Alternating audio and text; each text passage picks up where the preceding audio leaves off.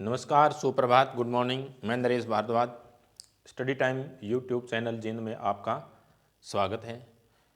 तो पिछली वीडियो के अंदर हमने वर्ण के भेद किए थे, व्यंजन के भेद किए, स्वर तंत्रियों में कंपन के आधार पर दो प्रकार के वर्ण थे, सैघोष। प्राणवायु की मात्रा के आधार पर दो प्रकार के वर्ण थे, अलप प्राण और महाप्राण। अब उनसे संबंधित किस प्रकार के क्वेश्चन आपसे पूछता है, कैसे क्वेश्चन बनते हैं, आज इस वीडियो के अंदर उसके बारे में कुछ जानकारी लेते हैं। इंपॉर्टेंट क्वेश्चन है, इसमें से कई बार पेपर में पूछ लेता वर्ण वाले यूनिट में से। देखिए, पहला क्वेश्चन आप स्क्रीन पे देख रहे हैं कि अघोष ध्वनि का चयन कीजिए। इनमें से अघोष ध्वनि कौन सी होती है? अघोष ध्वनि परिभाषा के आधार पर मैं यहाँ आपको बताया था, जिन ध्वनियों के उच्चारण में स्वर तंत्रियों में कंपन नहीं होता वो ध्वनियाँ अघोष होती हैं, जिसमें सब प्रत्येक वर्ग का पहला दूसरा वर्ण होता है और तीनों से ये ध्वनियाँ क्या होती हैं? अघोष होती हैं। तो इसमें हम वर्णमाला पूरी तरीके से अच्छी तरीके से याद होनी चाहिए। बहुत सारे छात्रों को वर्णमाला याद और उसका क्रम याद नहीं होता, तो पहला दूसरा वर्ण कौन सा, तीसरा ही कौन सा है, यदि ये हम अच्छी तरीके से क्लियर नहीं होंगे तो हम इसको नहीं कर पाएंगे। तो हम क्या हो जाएंगे, हमारी काउंटिंग में मिस्टेक हो जाएगी, गलती हो जाएगा क्वेश्चन।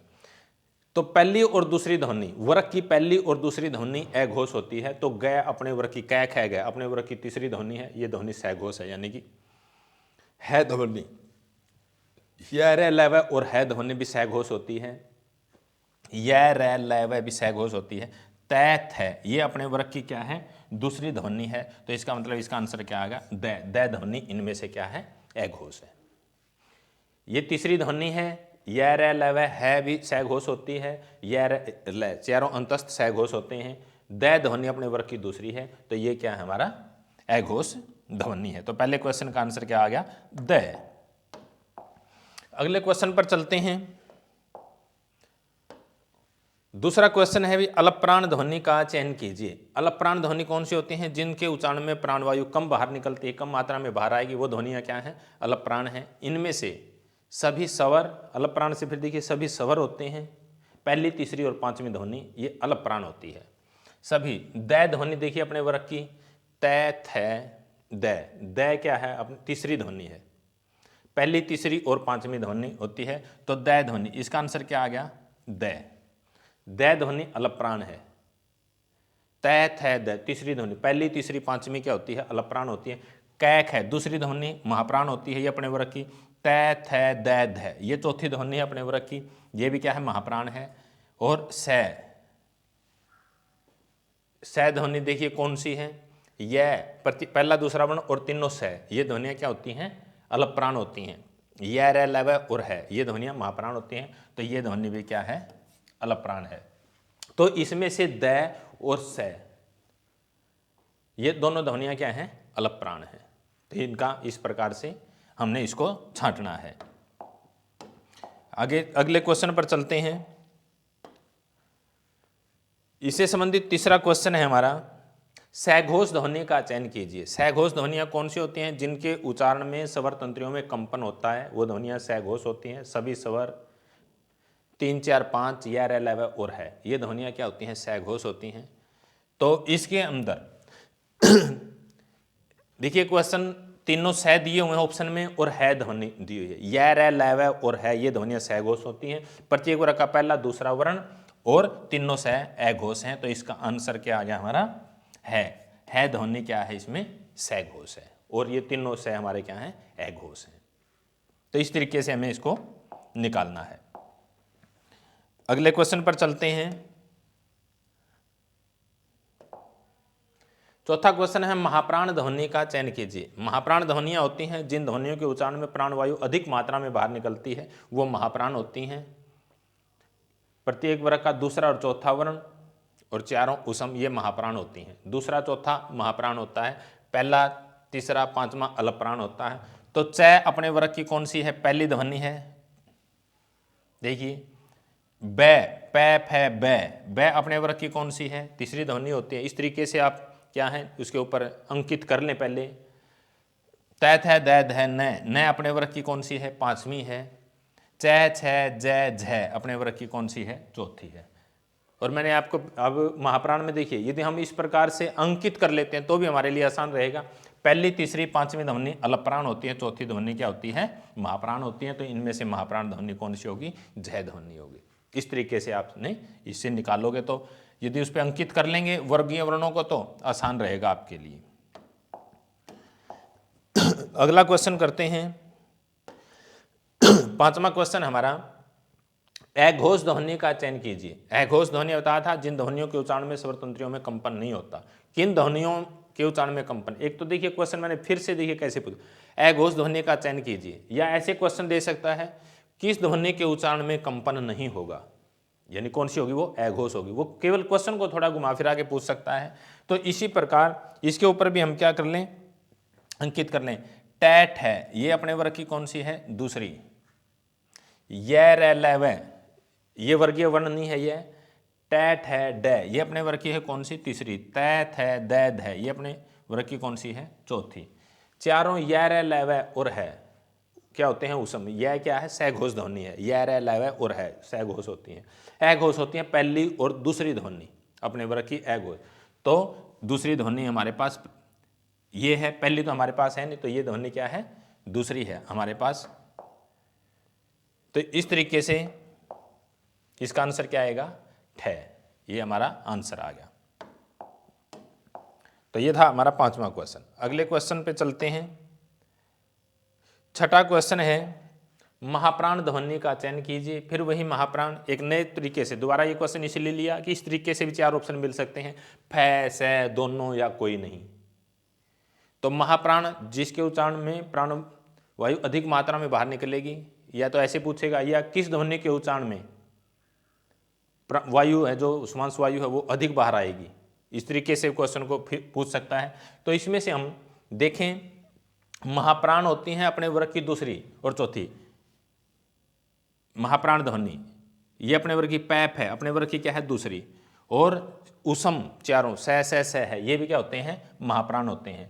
यानी कि फ और स दोनों ही महाप्राण है। इसका आंसर क्या आ गया, दोनों। ये दोनों ध्वनियां फ और स दोनों ही क्या है, महाप्राण है। तो इस तरीके से हमने इसको करना है। आगे चलते हैं। अब देख रहे हैं आप, ये दोनों वर्गीकरणों के आधार पर पूछे जाने वाले प्रश्न।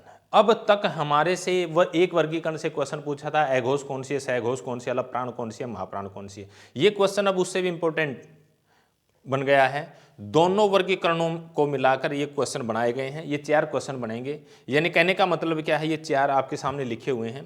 कौन सी ध्वनि अघोष भी है और अलप्राण भी है, कौन सी ध्वनि ऐसी है जो अघोष भी और महाप्राण भी हो।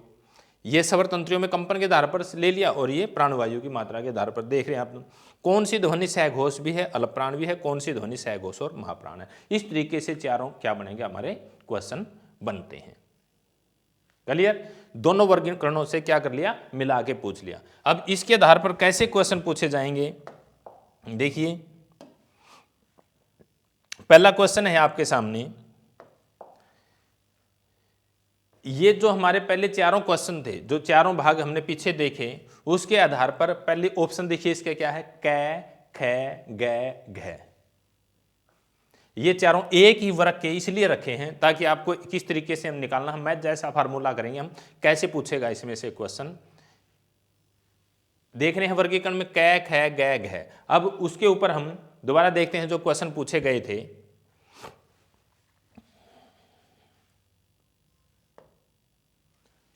पहला क्वेश्चन था, चार ऑप्शन देखे थे, उसमें कौन कौन से थे, क, ख, ग और घ। क्वेश्चन चारों के लिए ये बनेगा, इनमें से हम छांटेंगे भी कौन सी ध्वनि क, ख, ग, घ में कौन सी ध्वनि अघोष अलप्राण है, कौन सी अघोष महाप्राण है, कौन सी सघोष अलप्राण है, कौन सी सघोष महाप्राण है। तो पहला क्वेश्चन है हमारा अघोष अलप्राण। इन चारों में से हम अघोष का चयन कर लें। प्रत्येक वर्ग की पहली दूसरी ध्वनि अघोष होती है, तीसरी चौथी पांचवी ध्वनि सघोष होती है, यानी कि क और ख अघोष हैं, तीसरी चौथी घ और घ क्या है, सघोष हैं। ये तो इतना तो आप क्लियर हो गया होगा। अब इन दोनों में से पहला वर्गीकरण का जो पहला भाग था अघोष, अघोष सघोष को हमने अलग कर लिया। अब इनमें से छांटेंगे अलप्राण। तीसरी और चौथी तो ऑप्शन से बाहर होगी क्योंकि ये तो सघोष अघोष ही नहीं है। अघोष में से क और ख में से हम छांटेंगे अलप्राण। अलप्राण होती है प्रत्येक वर्ग की पहली, तीसरी, पांचवी। पहली ये अपने वर्ग की पहली है, ये दूसरी है, ये तीसरी है, ये चौथी है। ये तो एक ही वर्ग के लिखे हैं आपके सामने। अब ये तो ऑप्शन से बाहर हैं, इनमें से अभी सोचना नहीं हमें। इन दोनों में से अलग प्राण छांटेंगे। अलग प्राण होती है पहली और तीसरी, पहली, तीसरी, पांचवी। ऑप्शन में हमारे पास पहली, दूसरी है, तो इसका आंसर क्या आ गया? पहली ध्वनि कै। यानी कि कै ध्वनि है जो हमारी, वो क्या है? अघोष भी है और अलग प्राण भी है। इसी तरीके से दूसरा क्वेश्चन देखते हैं, अघोष और महाप्राण। ये कै और ख, इन चार ऑप्शनों में से दो ध्वनियां अघोष हैं। अब इनमें से महाप्राण, तीसरी चौथी को तो भूल जाओ, अभी उसमें से हमें नहीं जाना है, क्योंकि वो तो सघोष है, घोष ही नहीं है। अघोष होगी पहली, दूसरी। इन दोनों में से महाप्राण छांटेंगे। महाप्राण होती है दूसरी और चौथी। ऑप्शन में हमारे पास दूसरी है, तो इसका आंसर क्या आएगा? ख ध्वनि क्या है? अघोष भी है और महाप्राण भी है। इसी तरीके से तीसरा क्वेश्चन है, सघोष और अलग प्राण। सघोष ध्वनियां छांटेंगे इन चारों में से, पहली, दूसरी अघोष होती है, तो सघोष कौन सी है? तीसरी और चौथी ध्वनि हमारे ऑप्शन में है ग और घ। ये दोनों ध्वनियां सघोष हैं। अब इनको पहली वालों को भूल जाओ, इन दोनों में से हम क्या छांटेंगे? अलग प्राण। अलग प्राण होती है पहली, तीसरी, पांचवी, तो हमारे पास ऑप्शन में तीसरी और चौथी है, तो इसका आंसर आएगा तीसरी ध्वनि ग। इस तरीके से हमने क्या करना है? इसको निकालना है। ऐसे ही चौथा क्वेश्चन इसका, सघोष और महाप्राण। तीसरी और चौथी ध्वनि निकाली थी हमने, ये सघोष है, इनमें से महाप्राण छांटेंगे। महाप्राण होती है दूसरी और चौथी। ऑप्शन में हमारे पास तीसरी, चौथी है, तो आंसर क्या आ गया? चौथी ध्वनि घ, महाप्राण है। ये मैथ जैसा फार्मूला है। पहले जो पहला भाग है चारों में से उसको क्या कर लें? दो मिलेंगे, दोनों में से हम क्या कर लें? छांट लें। जो हमारे अघोष या सघोष निकले उनमें से उसके आगे जो भाग पूछा गया है उसमें से हमने निकालना है। इस तरीके से दोनों वर्गीकरणों को मिलाकर क्वेश्चन बनते हैं, पूछे जाते हैं। अगले क्वेश्चन पर चलते हैं। इसी प्रकार दूसरा क्वेश्चन भी, जैसे ये ध्वनियां पहला भाग था, ऐसे ही दूसरा क्वेश्चन दिया है, ई, भै, ट और फै। इनमें से ई, भै, ट और फै में से जो वो चार क्वेश्चन थे पीछे हमारे, उसमें इसी तरीके से क्या करना? हमने निकालना है। ई, भै, ट, फै, इसी ऑप्शन को ऐसे ही चलते हैं। ई, भै, ट और फै, ये अलग लिख दिए हमने।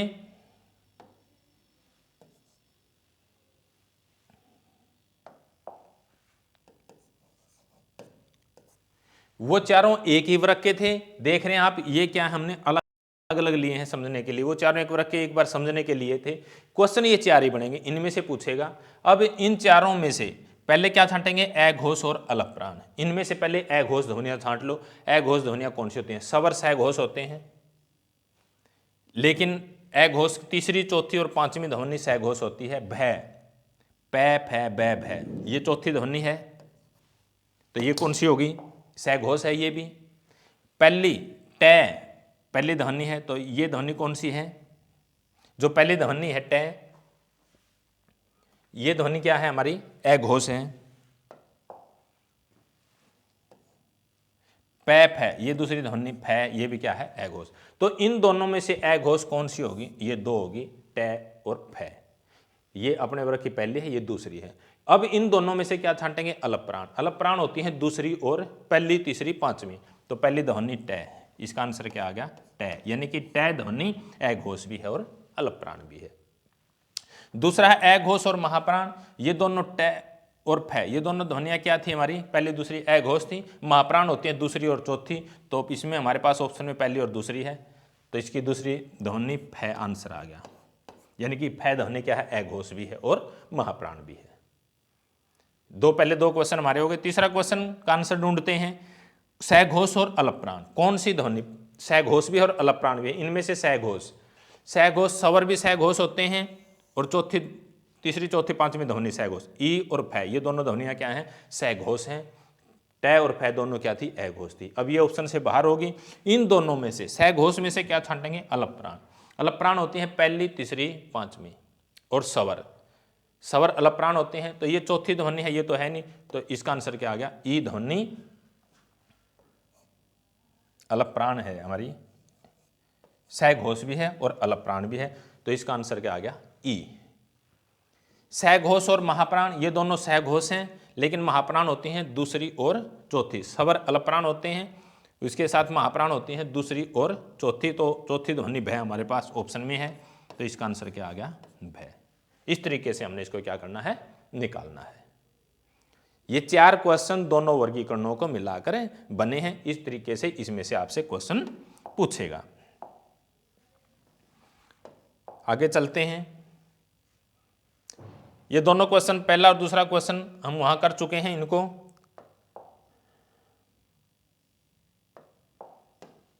इसका तीसरा क्वेश्चन देखिए, सघोष अलप्राण ध्वनि कौन सी है? यानी कि ऐसी कौन सी ध्वनि है जो सघोष भी है और अलप्राण भी है? अब इन चारों में से पहले हम क्या कर लें? सघोष को छांटें। सघोष कौन सी होती हैं?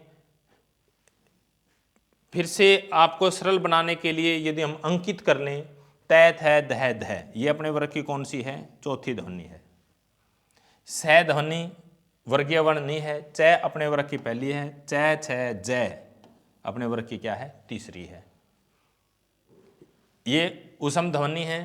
सघोष और अघोष में वर्गीकरण में स ध्वनि अघोष होती है, तो सघोष कौन सी होगी? तीसरी, चौथी और पांचवी, यानी कि ध और जय, तीसरी, ये ध्वनियां सघोष हैं। अब जो अंडरलाइन कर दी, इन ध्वनियों में से ही हम क्या छांटेंगे? अलप्राण छांटेंगे। ये दोनों ध्वनियां तो अघोष हैं, ये तो ऑप्शन से बाहर होगी। इन दोनों में से अलप्राण छांटेंगे। अलप्राण होती हैं पहली, तीसरी, पांचवी, ऑप्शन में तीसरी, चौथी है, तो इसका आंसर क्या आ गया? जय। जय ध्वनि क्या है? सघोष भी है और अलप्राण भी है। इस तरीके से आपसे पूछेगा। अगला क्वेश्चन, आगे चलते हैं भाई। अघोष और महाप्राण ध्वनि का चयन कीजिए। कैसे निकाल लेंगे इसमें से? पहले इनमें से क्या कर लें? 4 ऑप्शन आपके नीचे दिए हुए हैं। चार वर्णों में से हम 2 को छांटेंगे। अघोष कौन से होते हैं? और सरल बनाने के लिए मैंने कहा था इसको अंकित कर लें, इस पर चिन्ह लगा लें, आप नंबर लगा लें। प, फ, ब अपने वर्ग की कौन सी है? तीसरी। ट अपने वर्ग की कौन सी है? पहली। क, ख अपने वर्ग की कौन सी है? दूसरी। त, थ, द, ध, न अपने वर्ग की कौन सी है? पांचवी। अब इसमें से अघोष छांटेंगे। अघोष होती है प्रत्येक वर्ग का पहला और दूसरा वर्ण अघोष होता है, तीसरा, चौथा, पांचवा सघोष होता है। तो ट और ख, ये दोनों पहली दूसरी ध्वनियां क्या हैं? अघोष हैं। अब ये दोनों तो ऑप्शन से बाहर होगी। पहली और दूसरी अघोष में से क्या छांटेंगे? महाप्राण।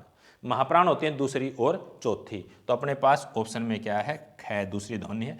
ख ध्वनि कौन सी होगी? अघोष भी है और महाप्राण भी है। आंसर इसका आएगा ख। इस तरीके से हमने इसको करना है। आगे देखते हैं। सघोष महाप्राण ध्वनि का चयन करें। इनमें से सघोष ध्वनि, ये भी एक नए तरीके से क्वेश्चन बनाने इसलिए बनाया है कि इसके अंदर क्या है? कोई नहीं या दोनों, इस तरीके से भी ऑप्शन में आपसे पूछ सकता है। तो सघोष बताई थी कौन सी है? तीसरी, चौथी, पांचवी।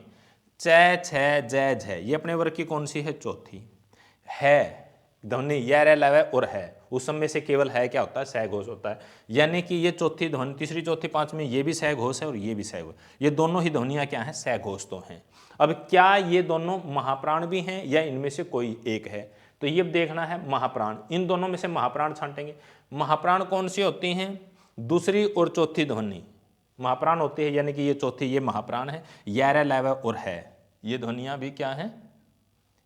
स है, जो चारों उसम है वो क्या होते हैं? महाप्राण होते हैं। तो इसका आंसर क्या आ गया? दोनों, यानी कि झ और है दोनों ध्वनियां सघोष भी हैं और दोनों ध्वनियां महाप्राण भी हैं। आगे चलते हैं।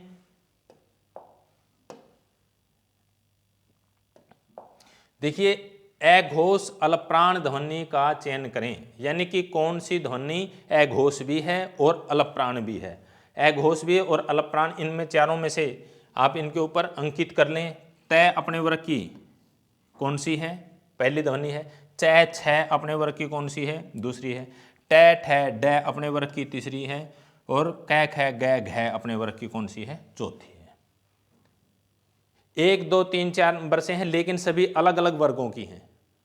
इनमें से हम छांटेंगे अघोष। पहले अघोष होती है पहली और दूसरी ध्वनि, यानी कि तय ध्वनि और छ ध्वनि दोनों क्या है? ये अघोष हैं। इन दोनों में से क्या छांटेंगे? अलप प्राण। अलप प्राण होती है पहली, तीसरी, पांचवी। तो हमारे पास तो ऑप्शन में अघोष पहली और दूसरी ही है, उनको तो भूल जाओ। तो इनमें से आंसर क्या आएगा? तय ध्वनि है, जो हमारी अघोष भी है और अलप प्राण भी है। तो इस क्वेश्चन का अघोष और अलप प्राण ध्वनि का कौन सी है?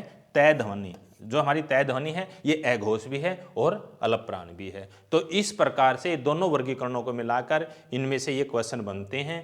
तो ये बहुत इंपॉर्टेंट क्वेश्चन है, अक्सर इसमें से 1 नंबर का जरूर पूछ लेता है।